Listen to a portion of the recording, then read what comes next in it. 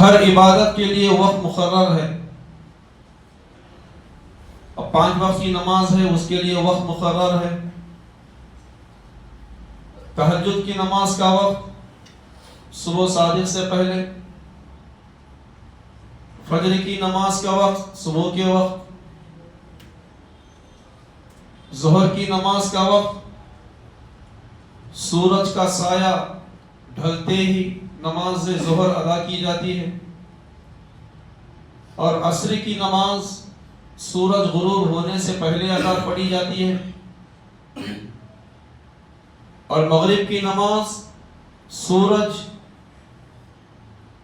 غروب ہوتے ہی فوراً نماز ادا کر لی جاتی ہے، اور عشاء کی نماز رات میں سونے سے پہلے پڑھی جاتی ہے. اور فرض روزے رمضان المبارک میں مہینے میں فرض ہیں، اس کے علاوہ دوسرے مہینے میں فرض روزے رکھنے والا تو نہیں. زکوٰۃ کے لیے بھی وقت مقرر ہے، یہ 1 سال کا پورا گزرنا جب زکوٰۃ فرض ہوتی. حج کے ایام مقرر ہیں، دوسرے مہینے میں حج کرتا ہوں تو نہیں ہوتا، پتہ کہ بھائی نہیں. تو ہر ایک عبادت کے لیے اللہ نے اور نبی کریم صلی اللہ علیہ وسلم نے وقت کو مقرر کیا. مگر یہ عبادت جس کے لیے نہ کوئی وقت مقرر ہے، جس کے لیے نہ کوئی دن مقرر ہے، نہ مہینہ مقرر ہے، نہ وقت مقرر ہے، کچھ بھی نہیں، وہ عبادت کون سی ہے بھائی؟ درود شریف. جب چاہیں آپ پڑھ لیں، جہاں چاہیں پڑھ لیں، بیٹھے ہوئے پڑھ لیں، جا رہے ہیں درود شریف پڑھ لیں، مجلس میں بیٹھے ہوئے درود شریف پڑھ لیں، دن میں بھی پڑھیں، رات میں بھی پڑھیں، اس کے لیے کوئی وہ وقت مقرر، اس کے لیے کوئی وقت مقرر نہیں.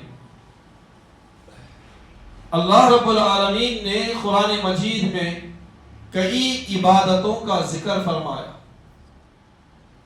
اللہ رب العالمین نے قرآن مجید میں کئی عبادتوں کا ذکر کیا. نماز کا ذکر کیا، حج کا ذکر کیا، روزے کا ذکر کیا، زکوٰۃ کا ذکر کیا.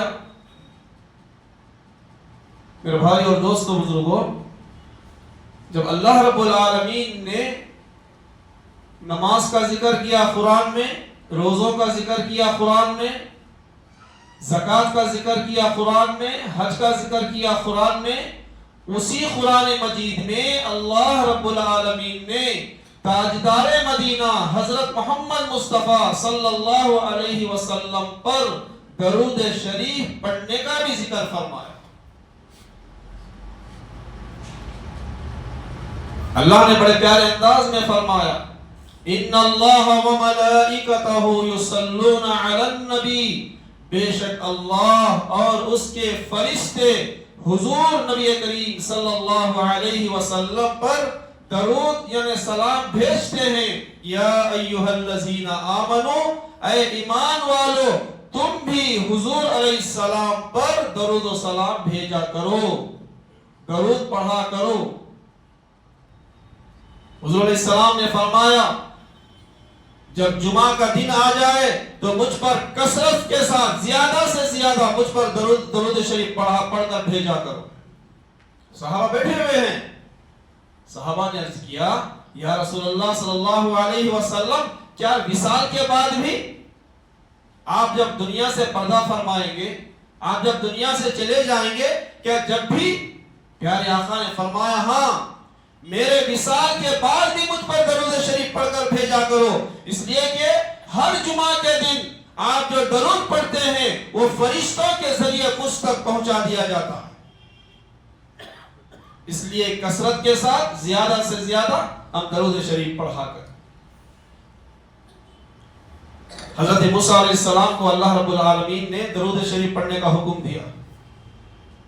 اللہ رب العالمین بھی درود بھیجتے ہیں، فرشتے بھی بھیجتے ہیں، اور حضرت موسیٰ علیہ السلام کو بھی اللہ نے حکم دیا.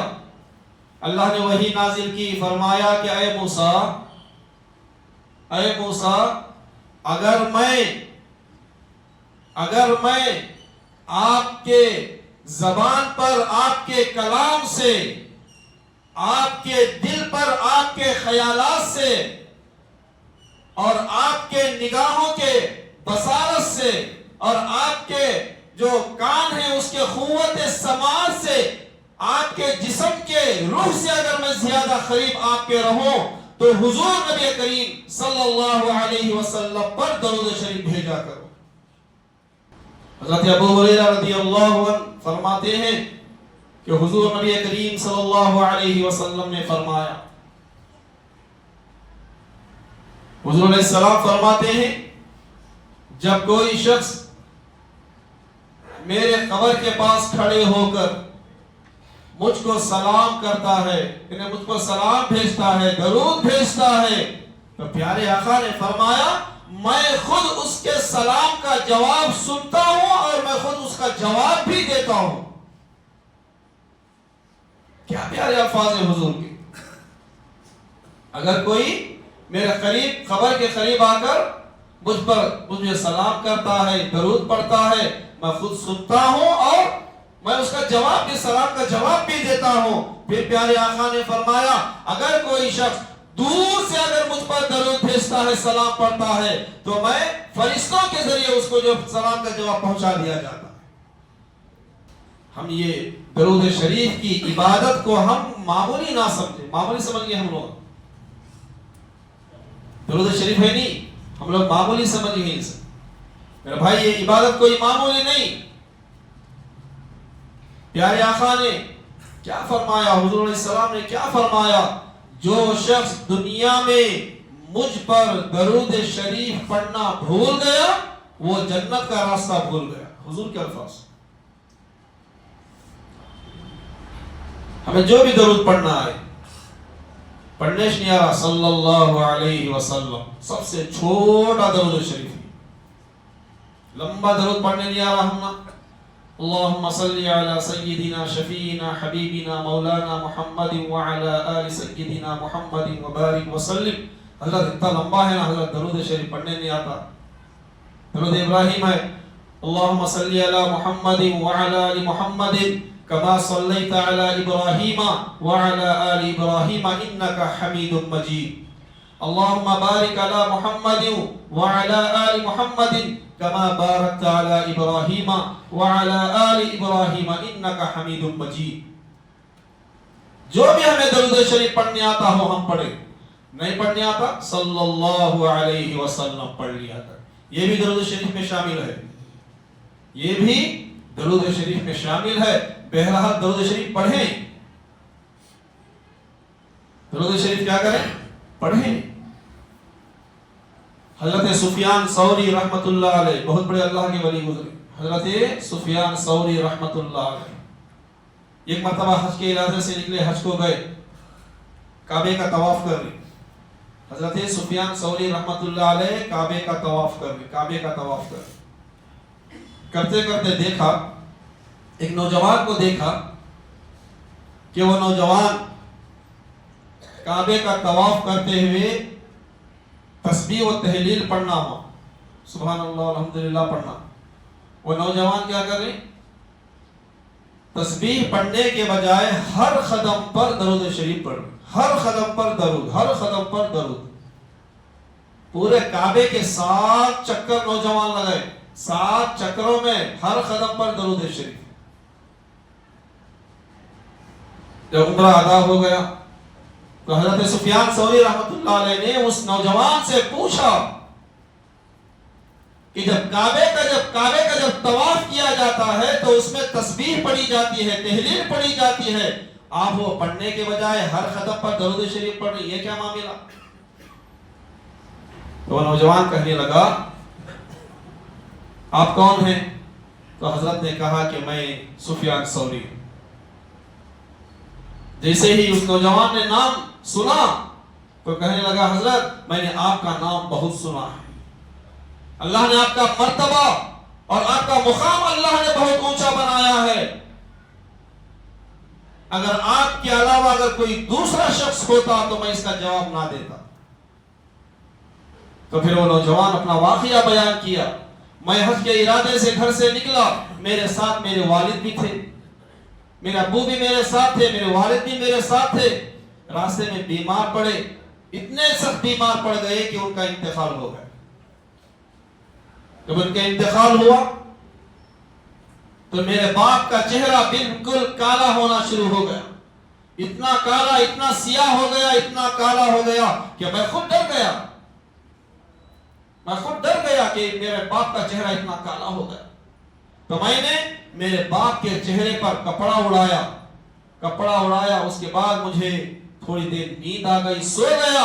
تو میں نے خواب میں ایک نوجوان کو دیکھا جس کا چہرہ 14ویں رات، چاند کی 14ویں رات سے زیادہ جس کا چہرہ خوبصورت ہے، جس کے کپڑوں سے خوشبو کی لپیٹیں آ رہی ہیں، جو زندگی میں کبھی میں نے ویسا چہرہ میں نے نہیں دیکھا تھا۔ وہ شخص میرے والد کے قریب گئے، چہرے سے کپڑے کو ہٹائے اور پھر دور سے میرے والد کے چہرے کی طرف اشارہ کی۔ جیسے ہی اشارہ کرے تو میرے والد کا چہرہ جو ہے سفید ہو گیا، چمکدار ہو گیا۔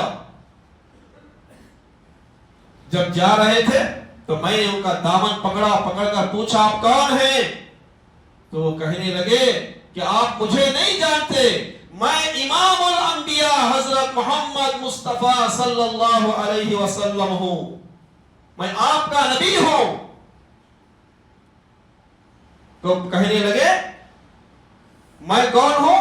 میں امام الانبیاء محمد صلی اللہ علیہ وسلم ہوں۔ تو وہ نوجوان سے حضور کہنے لگے خواب میں، تیرے باپ، تیرے والد ایسے تو بہت بڑے گنہگار تھے، مگر ان میں ایک عادت یہ تھی کہ وہ مجھ پر کثرت سے درود شریف پڑھا کرتے تھے، مجھ پر کثرت سے درود شریف پڑھا کرتے تھے، اس لیے میں آیا۔